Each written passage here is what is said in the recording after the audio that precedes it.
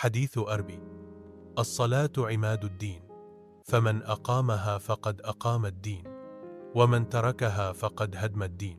اردو انواد: نماز دین کا ستون ہے، جس نے اسے قائم رکھا اس نے دین کو کا امام رکھا، اور جس نے اسے چھوڑ دیا اس نے دین کو ڈھا دیا۔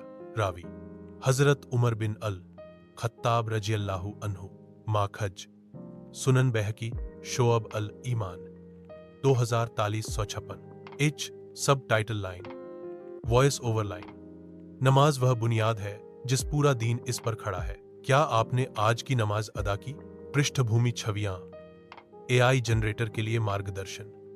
مسجد کے اندر کا خوبصورت درشیہ، ایک بندہ سجدے میں، کلا یا سائیڈ اینگل، نورانی روشنی اور اصلاح، می فن اربیسک پیٹرن، کھلی ہوئی قرآن کی کتاب یا محراب والا درشیہ، سورج کی روشنی کے ساتھ نماز کا وقت، بیک گراؤنڈ سنگیت سجھاؤ، سافٹ اسلامک نشید بنا اپکرنوں کے، ویڈیو شیرشک: نماز چھوڑ دیا تو مانو دین گرا دیا، نبی سلم کا فرمان۔